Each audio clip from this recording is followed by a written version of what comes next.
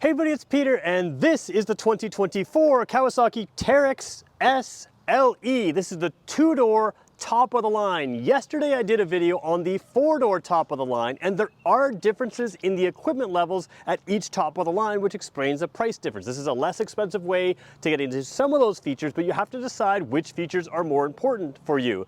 So what we're going to do in this review is do a complete in-depth walk-around review to make sure that you understand exactly what this is, and you can also compare that to the video I did yesterday to the four-door, which has extra passenger space and a few other differences as well that may be better for you, or this may be better for you, and hopefully these videos will help you decide. So I'm filming here outside Kawasaki Way, and at some point someone may come out of this gate in a side-by-side because there's people out on Kawasaki Way right now. This is the outdoor test track here at Jim Gilbert's Power Sports. This is the #1 volume Kawasaki dealer in the country. It's a beautiful day to be out on the test track, and they're all doing that. So if they come through at some point, we'll just let them go through. We don't need to cut that. And other than maybe the people. Maybe we'll have to cut the people out. But we'll see how that goes depending on who's with them there. And we'll show you this one in detail. So let's get going with the review. So yesterday when we talked about the four-door or the Teryx 4S, we showed you this type of view, and we really spent a lot of time talking about passenger capacity, the smaller bed, and that kind of thing. This one is much more utilitarian. So the Teryx as a line is a very trail-friendly sport side-by-side. So it's not the full-out race KRX kind of thing that can really handle massive undulations in like the desert and is pretty fun on the trails. This one is very maneuverable, very trail-friendly, and again, it's the same wheelbase as the four-passenger. So this one is technically shorter than the four-passenger, and that's because the four-passenger has a bed that sticks out further. But it's the same frame, it's the same idea, and it even looks like it's got some shared pieces here. This is not a door on this model. We're going to show you some extra storage in there. We're going to talk about the differences in the bed and the practicality, and then we'll move on to pieces in the suspension that really show you that sport side. So let's start with the practicality and then work into the sport side, and we'll go through the dash and everything in the driver's environment as well. Let's start around the back here. So right away on this two-passenger, if you're paying attention to the two differences, the big difference is this one has a proper tailgate. So you can open that up pretty simply right like this and drop it down. On this tailgate, there's some undulations in other areas there. There's a little bit of a cup holder, a little bit of area to set your tools or your other things. It's got some cutouts in there, and it gives you a longer bed. Now the longer bed really makes a difference because the other bed holds 250 pounds. It does not have a tailgate. It is what it is. It's great for taking your cooler and your other stuff out on the trails with your you and three friends.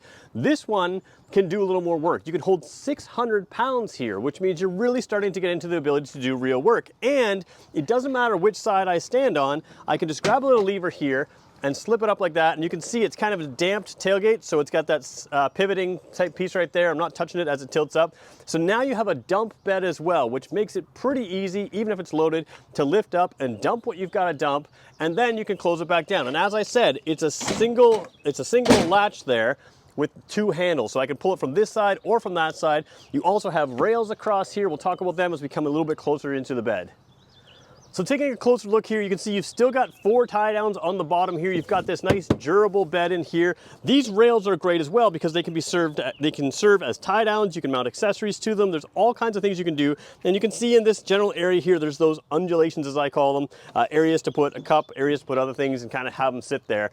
Throw the tailgate back up, and you've got a simple to latch system here, if I do that correctly, which keeps it nice and secure. So nothing too crazy, but even as it's up, you've got a pretty good sized bed here. Again, this is bigger than the two-door, but you'll notice it doesn't stretch all the way to the seats. So let's talk about some extra functionality that you get that not everybody knows about on this model. So because the two-door and four-door share a chassis, they share a wheelbase, they share so many components, and this bed doesn't go all the way forward. You can do that in things like a mule or something like that. It's a little more work-oriented. This one still allows you all of the same features that you would have on the four-door. So in the four-door, the bed would be shorter and moved backwards, so it hangs off the back end a little bit more, and it's not a dump bed and it has no tailgate. But on the four-door, you'd have seats here, and these would be your footwells. Now, in this model here, they're not footwells. They are gasket sealed, so water resistant, very deep storage wells. Now, I thought I could get the depth in here, so let's just try to come in here. Again, this is where your passenger's feet would go on the four-door, and they are very deep. There's two. There's one here and one on the passenger side. So you have this sealed sort of storage area there that's kind of hidden from view, and right behind the driver, you can put all kinds of stuff in there. Again, huge area. and then you have the bed. So again, a little extra carrying capacity in that bed, a little extra storage capacity right there. This thing is super, super practical. So while you gain in practicality, you're not losing anything in sport on this two-door model. So there is one piece missing because, again, this top of the line comes in at a lower price point than the four-door, and some of those differences are right here in the winch. There's also a difference inside. We'll get to that when we get there. But again, you have no factory winch here. Obviously, you can add that it's built in, ready to go, but there's no options at all, no accessories at all on this unit. You can see this crash bar, nice solid crash bar that goes right up underneath the headlights is here. We got the dual headlights, and actually quad headlights when you think about it. There's 4 headlights, and they each have a dual system. So 4 headlights with really 8 different settings on there, which we can show you in a second here. The other thing that I like is you've got these A-arms that kind of curve up here and over. A little tough to see on your angle, but this is a different angle than this, and that gives you a little extra ground clearance down there as well. And then you have fantastic suspension on this. So 10.7 inches of wheel travel out front, 10 inches of wheel travel out back, which for a trail unit is fantastic. So that gives you a lot of customization as well. You've got preload adjusters in here, as well as compression and rebound adjusters in here, so you can really customize the ride to what you want. If you want to adjust the preload for the weight in the back of the bed, you can do that. If you want to adjust it just for ride comfort, ride height, you can do that as well. And compression and rebound, you can adjust all of that yourself on the trail, right with a couple twists right here, a little turn of the preload, that kind of thing. Turn of the preload, you need a little bit of tool, but you can do the compression and rebound right there with a twist of a knob. So we'll show you that in just one second here. You've also got these Bighorn Maxxis tires, a little more curved profile in the front, a little more squared off profile in the rear, which is what you would want. Gives you great maneuverability. So let's show you that suspension adjustment, and then we're gonna talk about the power steering on this unit. So taking a really close look in here, you're not seeing a whole lot. You have the piggyback shock here. So what you have here is where your oil sits, because as these shocks compress, you're going to create some heat. Having the piggyback shocks allows you to have really consistent performance by putting the oil over here for temperature management and just basically overall better design. Then you can see this adjustment here, which is your compression damping. You can also move on this threaded section, your preload up and down. So again, really easy to adjust. You can play with it, see how you like it, see how it feels, and adjust it for a softer, smoother ride, or adjust it for an aggressive ride, depending on what you want to do with it, depending on what kind of load you've got in it. Lots of flexibility, and every corner, all 4 corners have this adjustment. So suspension is a really important piece for keeping control of the vehicle. Sure, for ride comfort, but the biggest job of the suspension is to keep those wheels in touch with the ground. And with that 10.7 inch of wheel travel and the 10 inches of wheel travel front and rear, it's not just about coming up, but also reaching down into those bumps and hills and all kinds of dips and that kind of thing. So that really does a good job keeping your wheels in touch with the ground. And then you talk about the electronic power or electric power steering. I keep saying electronic power steering and the brakes. So electric power steering is a speed sensitive system, and that's fantastic for a unit like this. If you have slow speed maneuvers, you need more assist, and higher speed maneuvers, you need less assist for that natural steering feel.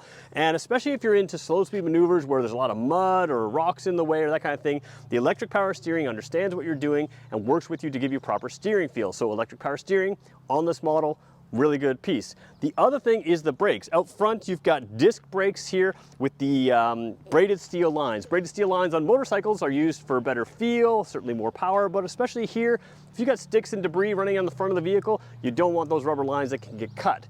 That's a higher quality thing. And then in the back, you have an internal hub system that's a wet brake essentially, and it's mounted in the thing. There are no wheel brakes in this unit, which means no matter how muddy, no matter how dirty, no matter how much debris comes up in that area, it's not going to interfere with any wheel brakes because it's an internal sealed brake unit that's very low maintenance, almost no maintenance, and allows you to brake the rear without having any any issues that can come up with a traditional automotive style brake. So really smart braking, smart, intelligent, electric power steering, and then a great suspension piece.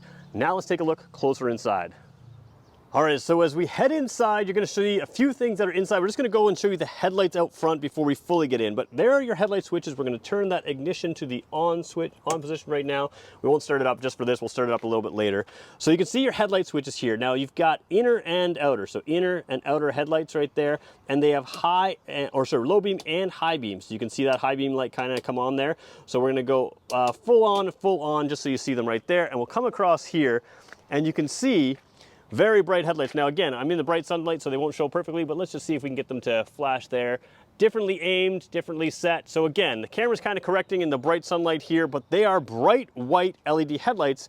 And as we set them both, actually let's just set one on low beam and one on high beam, you should be able to see the difference. At least I can see it with the plain eye here, but let's just see if we can see. So what you have is the inner is top and bottom lit, and the upper is just the top lit. So that's your high and low beam. Again, on a super bright day like today, a little harder to demonstrate for you, but again, upper and lower, high and low beam, and you can set them as you want. So you've got great lighting, which means you don't have to add an accessory light bar to this to get great lighting. Obviously, if you wanted to, you can. So we'll turn those back off, and we're gonna hop in here. We're gonna go fully wide angle here. One thing I wanna show you here, the doors. Some of the doors on these side-by-sides, the competitors anyways, are pretty chintzy. This one is still thin and lightweight, but it's much more solid feeling. It doesn't feel like it's just sort of you're breaking it every time you hop in. Steel pedals there. You've got nice textured area down in your floor bed with the ability to drain everything out. And while we're looking at the floor right there, let's look at my helmet down there. And you can see you have the dual dead pedals on the passenger side. So if you're a passenger in this unit, you have the ability to hang on right there. That handle is not on the driver's side because the driver has the driver's wheel. You have this handle right here as well that gives you a really nice place to grip on, which gives you good comfort. Now I should point out these seats while we're here. These are very good seats. The headrest is tilted back far enough that you can have a helmet in place and be comfortable. You've got good side bolstering to hang in place, but even if things got really aggressive, this bar there, that extra thick rubber piece, or that extra thick piece there, is rubber. So it's sort of a padded area to hold you in on your shoulders. But again, the seats are gonna do a pretty good job of holding yourself in without that. Now we come back around here. Again, this is the top of the line two-passenger, and you can see there are things missing. There's spaces for extra accessories, that's just standard stuff. But normally we had a winch here on the four-passenger, like we talked about the winch out front. The other thing that's missing is right here, you could add a stereo. There's no stereo in here, no extra speaker system like you have on the Teryx 4. So the 4S, the top of the line in the 4, does add the winch, it does add the stereo. You don't get that here on the two-passenger. Now what you do get is a nice telescopic wheel. It is a two-handed job. It's got a pretty strong spring to it, or piston here on it. So when I pull it up, it can move up and down. And that's again a nice small compact wheel with nice little extra grippy areas there. So very easy to control. And visibility over this is excellent. You can see out there, no issues. Let's take a look at the controls really briefly. Let's see if we can zoom right in a little bit. Again, I don't have any glare issues when I'm looking with my eyes, but looking with the camera, one eye on the camera, sometimes you can have some issues. Let's see if we can get closer. There we go. So there is the controls there. You've got fuel gauge on the right, you've got odometer, as well as the trip odometer, trip A, trip B, and the hour meter, and the odometer in there. Now the two-wheel drive, four-wheel drive is interesting. Let's see if I can do it with the vehicle off. This display tells you what your wheels are actually doing. It doesn't show you just what the switch is doing. So the switch is over here beside there. You can see it right there. Two-wheel drive, four-wheel drive lock. I'm gonna switch that switch. Actually, I can get it both in the same thing. I'm gonna switch that switch with the vehicle off, and it may or may not go in. Yeah, so it didn't quite latch. And that's what's cool about this, is even though it's in four-wheel drive, if for whatever reason it does not lock up into four-wheel drive, there we go, it's just having trouble right there. So we're gonna put it back to two-wheel drive for a second. If it doesn't lock up, it doesn't actually engage. So when you glance at this display, what your wheels are actually doing is what it's actually displaying, which is a really nice feature to have. Start it up for a second here. Again, I'm wearing a microphone, so the sound isn't exactly the same, but you can see it's decently quiet. It's it's the V-twin engine, so we'll talk about that in just one second here. But as we take a look across here, cup holders down here, place to put your phone down there. There's your gear shift, if I can zoom in a little bit right over there. You got low range, high range, neutral, reverse with the parking brake, which is right up there. And again, that handle there. There is one little spot down here at the back of the console for some stuff as well. And if I can just spin the camera around here, there's your console. There's the storage compartments that we showed you, which was again, the rear seat footwells in the four-passenger. You also have this piece down here in the middle, and you know what? I think that is locked in place. So that has some tie down areas. So 1, 2, 3, 4, 5, 6 allows you to loop tie downs around there, around those pieces there, and hold something on there. So you can have like a mini cooler, easily accessible right there as well. So again, a lot of sport fun, a lot of practicality with that bed, easily reachable there as well. Let's talk about this a little bit more. So speaking of the powertrain, this V-twin 800cc engine is paired to a CVT transmission. And I know we all think CVTs in cars, we don't always love them, but they've been used in snowmobiles for a long time, and they're really great in this type of an off-road vehicle because this is a slower speed type vehicle. It's not something that has to go 120 kilometers an hour on the highway. This is made to do a certain thing. So the big benefit with a CVT and Kawasaki's engines. First of all, if you think about Kawasaki's engines, they are legendary for their engines in sport bikes and that kind of thing. So you've got a great engine here that makes good mid and low range torque on that V-twin, and that is paired with a CVT. So what a CVT does is allows the engine to rev up to max torque and allow the transmission to move instead of having to have the engine move. What that does is gives you really consistent off-road performance, really smooth, easy to drive, and it's going to help you get unstuck from situations. It's going to help you be real smooth off-road, which is what you want in an off-road vehicle. So let's talk about who this unit is for. Well, the two-door model is still that sport model with that great suspension, that fully adjustable suspension, electric power steering. It makes it easy to drive on any kind of trail you would want. What it does do though is add quite a bit of practicality with not just a larger bed than the four passenger, it also gives you that dump bed and the tailgate, and then you still have enclosed storage areas rather than just throwing stuff in the rear footwells. So you have that. It still has towing capacity. I didn't mention the 1,300 pounds of towing capacity in this, so you can absolutely use this as your workhorse, but still have fun on the trail. And I think the two-door hits that real sweet spot if you're looking for something that is absolutely a blast on the trail, but still gives you enough practicality to work. It moves you from something like a mule, which is a little less sporty than this, to something that is an absolute blast for the fun side of you, but you can still buy it for the practical side of you. And I think that's a good mix. I'm a big fan of having a lot of fun, but also getting the work done when you need to, and this is a great mix. So let me know what you think about this. We just got the 2024s in. We'll have more reviews of them. We're gonna go take this on Kawasaki Way in a future video, but let me know in the comments the types of things you wanna know about this model, and I'll make sure that I answer your comments both in the comment section and in future videos. I want to thank Jim Gilberts here with Kawasaki Way, the #1 volume Kawasaki dealer in the country, and they give me full access to their vehicles, so if you have any questions at all, I can make sure I answer it. And make sure you swing by because there are still some 2023s left in stock. There's also 2024s arriving now, and you really have your choice now. So make sure you swing by Jim Gilbert's Wheels and Deals. We'll talk to you in the next one.